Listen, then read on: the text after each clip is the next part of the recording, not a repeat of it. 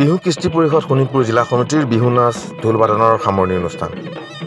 কিনো চ'তমহীয়া বতাহ জাকি মাৰিলে গছে বনে সলালে পাত, কিনো অসমীয়াৰ বিহুটি আহিলে গৰুৰ চালে লগালে মাত। বিহু আনন্দীয়া, বিহু বিনন্দীয়া, অসমীয়া জাতীয় জীৱনৰ আটাইতকৈ বিৰল সম্প্ৰীতিৰ বসন্ত উৎসৱ ৰঙালী বিহুটি।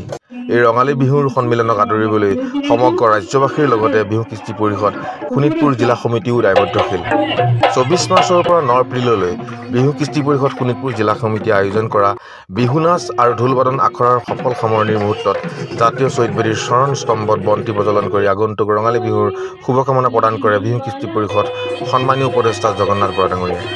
সাংস্কৃতিক স্বৰ তেজপুৰৰ বহুকেইজন গণ্যমান্য ব্যক্তিৰ সমন্বিতে বিহুমলীয়া অভিভাৱকৰ উপস্থিতিত মূল অনুষ্ঠানৰ সভাপতিত্ব কৰে বিহু কৃষ্টি পৰিষদ শোণিতপুৰ জিলা সমিতিৰ সভাপতি মোহন বৰা ডাঙৰীয়াই।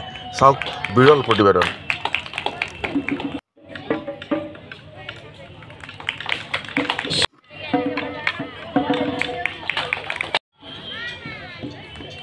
সন্মানীয় উপদেষ্টা জগন্নাথ বৰা ডাঙৰীয়াক এগৰাকী বিহুমলীয়া সম্বৰ্ধনা জনাবৰ কাৰণে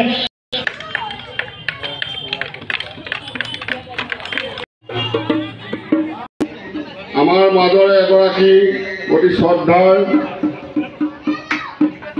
বিহু কৃষ্টি পৰিষদৰ শোণিতপুৰ জিলা সমিতিৰ জন্মলগ্নৰে পৰা আমাৰ লগত বিগত বৰ্ষলৈকে থাকি অনুষ্ঠানতেই আপোনালোকে দেখিছে সুন্দৰ এটা কেমেৰা লৈ দুটৰিত কেইডালমান দাড়িৰে সৈতে মানুহগৰাকী দেখাত বৰ সুন্দৰ আছিলে। তেখেতে হ'ল আমাৰ বিহু কৃষ্টি পৰিষদৰ